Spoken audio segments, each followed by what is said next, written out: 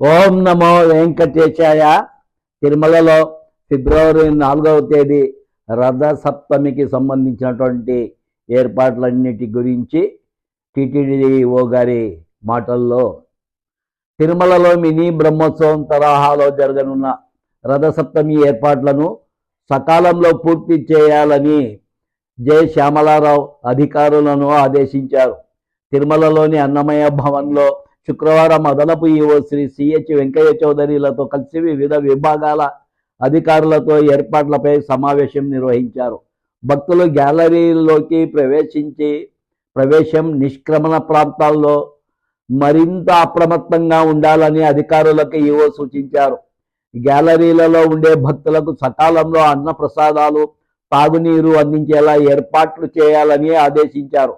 భద్రత, ట్రాఫిక్ సమస్యలు తలెత్తకుండా ముందస్తు జాగ్రత్తలు తీసుకోవాలని సూచించారు. అనంతరం అధికారులతో కలిసి 4 మాడ వీధుల్లో ఏర్పాట్లను టీటీడీఓ పరిశీలించారు. వాటిలో కొన్ని ముఖ్యాంశాలు: రథసప్తమి రోజున ఉదయం నుండి సాయంత్రం వరకు 7 వాహనాలపై శ్రీ మలయప్ప స్వామివారు ఊరేగుతూ భక్తులను ఆశీర్వదించనున్నారు. ప్రతి సంవత్సరం శుక్లపక్ష సప్తమి తిథిలో సూర్య జయంతి సందర్భంగా తిరుమలలో రథసప్తమి ఘనంగా నిర్వహిస్తారు. ఆ రోజు వాహనాల యొక్క వివరాలు: ఉదయం 5:30 గంటల నుంచి 8 గంటల వరకు సూర్యప్రభ వాహనం నిర్వహణ ఉంటుంది.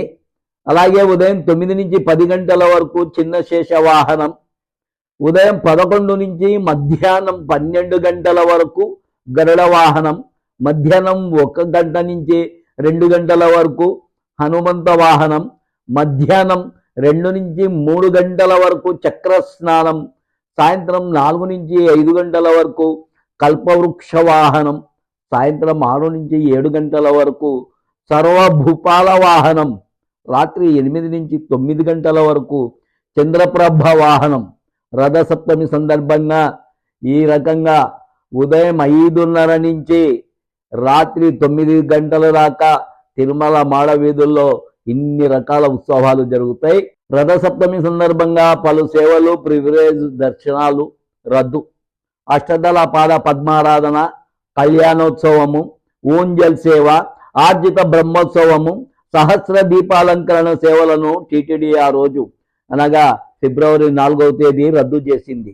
ఎన్ఆర్ఐలు, చంటిబిడ్డల తల్లిదండ్రులు, సీనియర్ సిటిజన్లు, వికలాంగుల ప్రివిలేజ్ దర్శనాలను కూడా రద్దు చేశారు. ఈ వీడియో నచ్చితే లైక్ చేయగలరు, షేర్ చేయగలరు, సబ్స్క్రైబ్ చేసుకోగలరు.